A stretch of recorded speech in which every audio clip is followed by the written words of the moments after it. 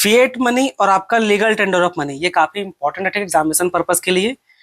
इन दोनों में बहुत ज्यादा बच्चों लोगों को कंफ्यूजन होता है। अब देखिए चलिए एक एक थोड़ा डिटेल में देखते हैं कि होता क्या आपका फिएट मनी। फिएट मनी बोलने का मतलब क्या हो गया कि fiat money refers to money that has no intrinsic value of its own but declared as money by the government.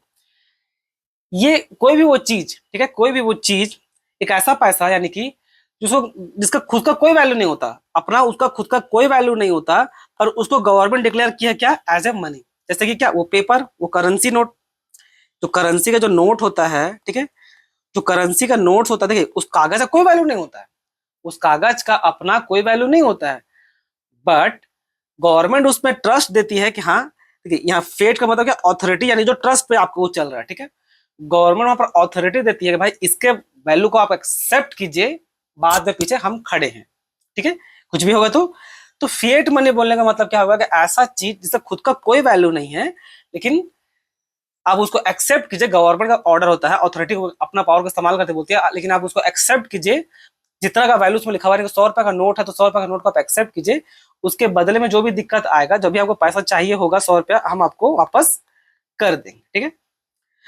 तो it is not back by any commodity. पहले के समय में हुआ था कि भाई जितना पैसा छापते थे उसके बदले में गोल्ड वोल्ड रहता था, अब ऐसा नहीं होता है, ठीक है, ये बंद हो गया वो सिस्टम।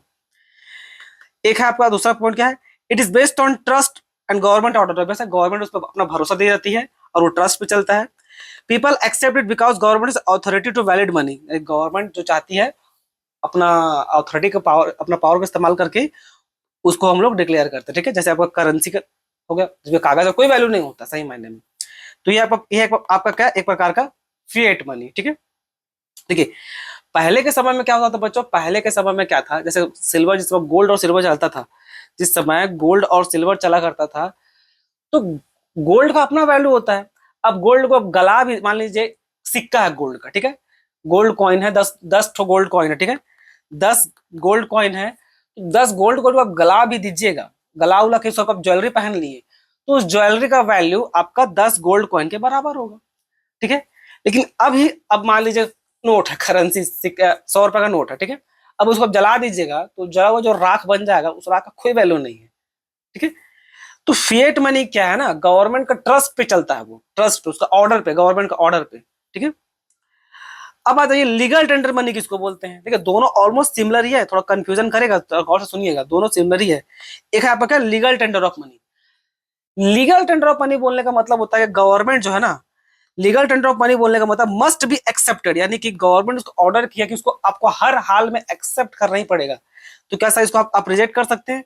देखिए ये भी आपका पैसा कहलाएगा और ये भी आपका पैसा ही है, बट इस वाला पैसा को आप चाहे तो रिजेक्ट कर सकते हैं, लेकिन ये वाला जो चीज है ना, उसको आप चाह के भी रिजेक्ट नहीं करते। जिसका बेस्ट एग्जांपल आपका क्या, आपका बेस्ट एग्जांपल आपका ये करेंसी नोट्स और आपका कॉइन।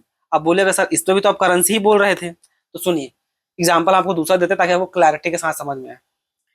फेट मनी क्या है, जैसे कि फेट मनी में मान लीजिए आपका चेक है, ठीक है, आपका चेक मान लीजिए, चेक भी आप दूसरे को दीजिएगा तो भी आपका बैंक का ट्रस्ट पे, गवर्नमेंट का ट्रस्ट पे वो दौड़ती है, ठीक है।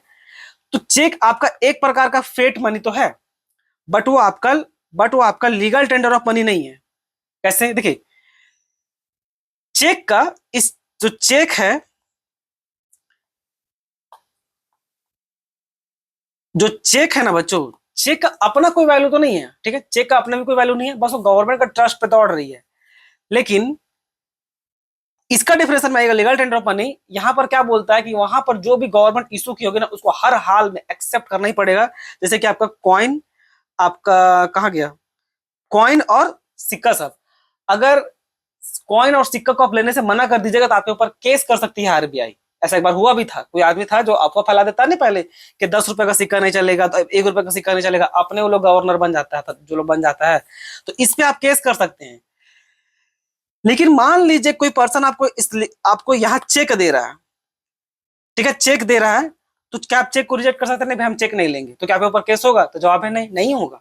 भले ही वो फिएट मनी है, भले ही वो फिएट मनी है, पर वो लीगल टेंडर ऑफ मनी नहीं है। गवर्नमेंट को कंपलसरी नहीं कि आपको चेक भी हर हाल में लेना ही पड़ेगा। अब बहुत सारे दुकान में जाइए चेक काट के दीजिएगा, दुकानदार मना कर देगा, और उसको आप केस नहीं कर सकते कि चेक नहीं लगा, गवर्नमेंट केस नहीं कर सकते गवर्नमेंट के पास कि सर वो चेक नहीं ले रहा है, गवर्नमेंट उसको लीगल टेंडर नहीं किया है। लीगल टेंडर करने का मतलब है कि जिसको गवर्नमेंट लीगल टेंडर कर देगी उसको आप चाह के भी मना नहीं कर पाइएगा। जैसे कि आपका नोट सब और सिक्का सब, उसको आपको हर हाल में एक्सेप्ट करना ही पड़ेगा। तो यही कारण है बच्चों कि बहुत बार क्या होगा कि जो फिएट मनी है कोई जरूरी नहीं हो कि वो लीगल टेंडर ऑफ मनी भी हो।